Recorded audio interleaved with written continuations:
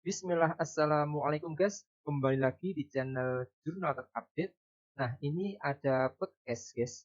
Ini Mbak Nana sampai tercengang guys. Mendengar Mas Adi Prayitno berani belak-belakan menjelaskan soal politik bagi kekuasaan Presiden terpilih Prabowo Subianto. Jadi tak perlu berlama-lama, langsung saja kita simak video ini. Bismillah. Boleh saya minta komentar yang lain? Mas Adi, ini kabinet gemoy, kabinet besar untuk kepentingan supaya programnya tercapai atau kepentingan menjaga hubungan koalisi supaya kompak semuanya dapat jabatan?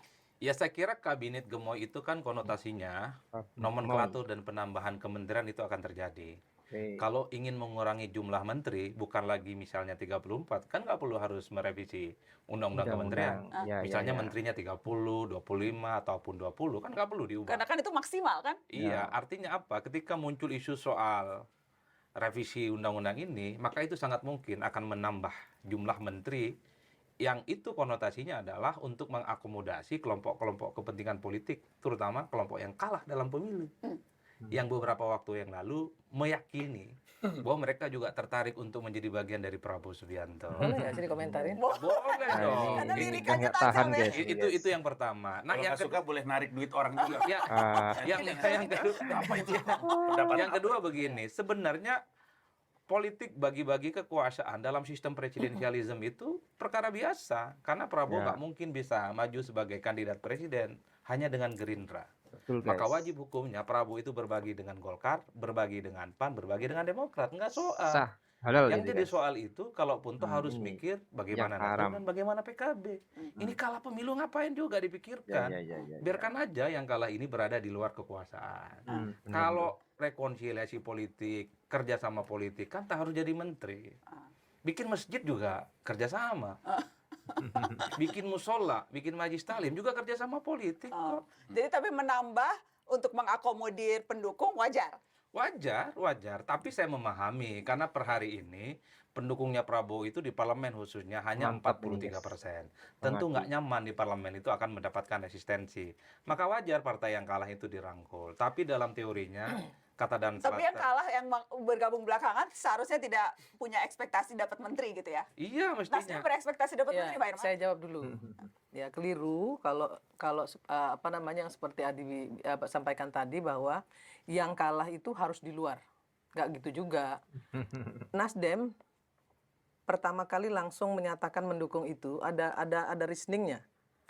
Kalau Nasdem nggak masuk ke apa namanya koalisi Prabowo Gibran, ini pemerintah nggak jalan loh, ya.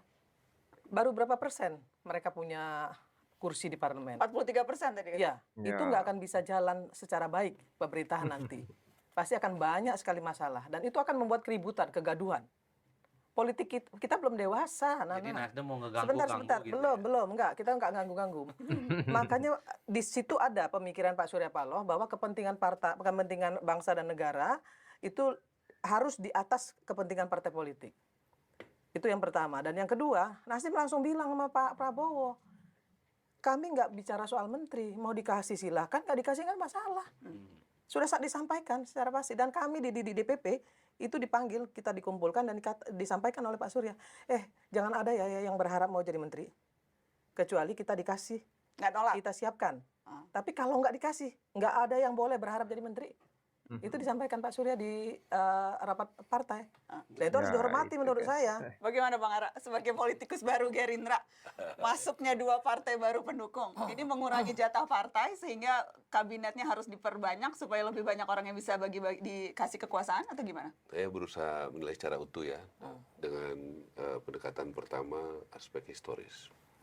2 kali Pilpres Prabowo sama Jokowi bertarung keras, 14-19. 19 itu 2019 Jokowi menang, Prabowo kalah. Di situ menurut saya momentum yang luar biasa. Jokowi mengajak Prabowo untuk masuk dalam pemerintahan. Gerindra kalah, Prabowo kalah. Historis kan, nggak bisa dibantah, fakta.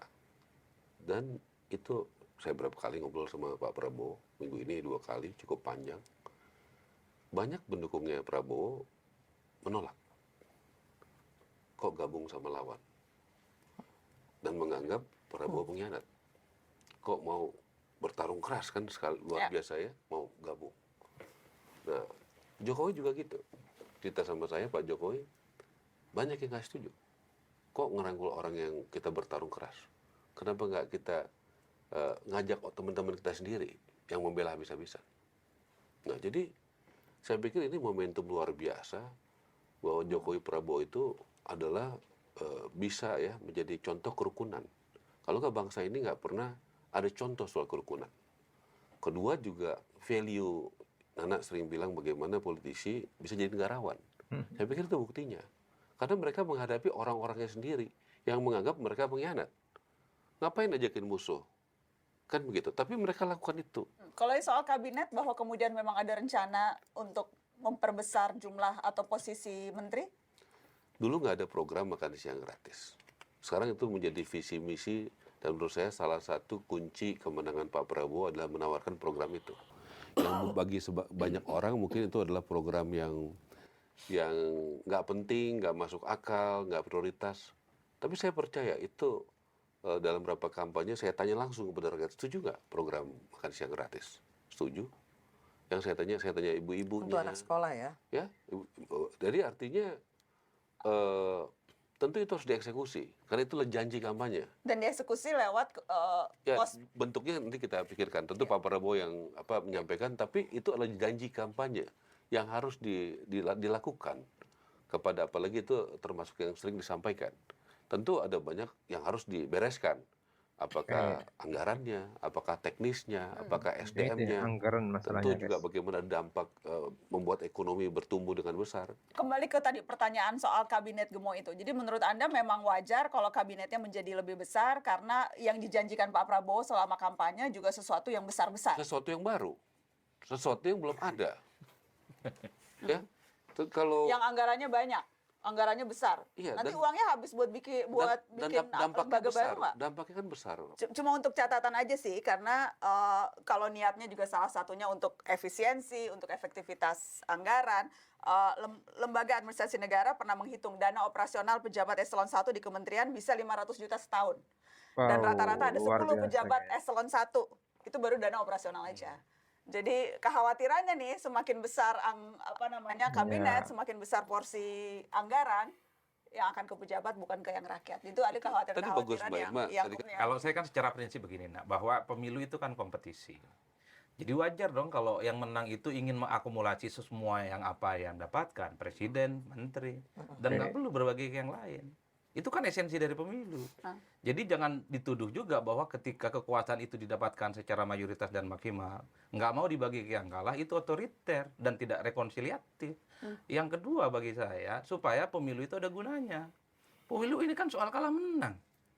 Contoh, kayak Demokrat, AHY ingin menunjukkan kepada pendukungnya Amin bahwa AHY bisa jadi menteri dengan Demokrat itu dengan jeripaya dan perjuangan luar biasa. Artinya apa? Bagi orang Demokrat, jadi menteri itu adalah kemewahan. Butuh kerja keras, harus dukung Prabowo Subianto, Ini, guys. harus ribut-ribut dengan pendukungnya Anies dan Amin. Kalau tiba-tiba partai yang kalah misalnya jadi menteri, kan langsung bisa ngeledek AHY. Ngapain kau capek-capek pindah dan gabung Prabowo sampai kelai-kelai dapat menteri begitu? Tidur aja, kalah aja jadi menteri. Adi, Kan begitu jalan ceritanya, Yuda. Adi, iya, saya Ini ngerti penting Adi. untuk Perlu juga disebutkan. mungkin Bagi saya pemilu itu persaingan sebenarnya. Bukan, Adinda perlu tahu juga ya, Nasdem itu kehilangan 2 menteri dan tidak minta diganti. Pak Jokowi meminta pengganti 2 ini, tapi kami tidak mau mengganti. Karena kami bertanggung jawab. Itulah Nasdem. Bagus itu. Jadi bukan sekedar kursi menteri. Artinya berkoalisi nggak perlu minta menteri, itu mantap itu. minimal nggak mau wakil menteri. Betul. Kalaupun Kan udah dibilang kan nggak dapat nggak apa-apa. kalaupun toh ditawarin tolak aja, nggak apa-apa kita dukung Prabowo. Semua anggota Nasdem akan dukung full semua kebijakannya tanpa menteri. Kalau itu yang terjadi, mantap. Kita nggak mau juga diprovokasi seperti itu. Ini duit saya mana nih nggak masuk? Oh iya Saya dong. lihat. Oke dong, boleh dong kasih uang ke Panji dong tadi. Oke, guys, sangat mengapresiasi banget kepada pengamat Haji Prayitno yang sangat luar biasa. Dari berbagai talk show pengamat politik yang langka, kualitas narasi dan isinya itu sangat luar biasa, bagus dan konsisten, guys. Jadi masuk akal statement Bang Adi Praitno ini. Menurut saya ini fakta, dia tidak keluar dari kenyataan guys, seperti itu. Jadi podcast tadi memang betul sekali apa yang dikatakan Bang Adi Praitno, tidak usah memikirkan yang kalah dan ikhlas. Membiarkan yang kalah itu di luar kekuasaan guys. Kalaupun yang kalah jadi bagian dari Prabowo Subianto dan ikut ingin jadi menteri, emang nggak malu Nasdem dan PKB menambah jumlah menteri, tentu menambah anggaran negaranya seperti itu. Memang Nasdem dan PKB ingin berkoalisi alasannya demi bangsa dan negara. Kalau memang itu alasannya, kenapa PKB dan Nasdem waktu kampanye bikin slogan perubahan guys? Pertanyaan besarnya, apa nggak sakit para pendukung perubahan ternyata seperti itu? Memang lebih baik jatah menteri itu dipikirkan buat Gerindra, Golkar, dan Demokrat saja sebagai partai koalisi yang mendukungnya. Partai yang bukan koalisi yang nggak usah diajak bergabung biar tidak menimbulkan persepsi negatif di masyarakat guys. Jika kelak kebijakan dari pemerintah memang baik dan pro rakyat, yang oposisi pasti juga ikut mendukung seperti itu. Yang penting amanah dan mengutamakan kemajuan bangsa dan kesejahteraan rakyat, bukan memperkaya diri sendiri dan golongan. Insya Allah rakyat akan selalu mendukung dan sejahtera. Mungkin itu guys yang bisa saya sampaikan untuk video kali ini. Tulis komentar di bawah ini ya guys ya. Saya izin pamit dulu. Wassalamualaikum warahmatullahi wabarakatuh.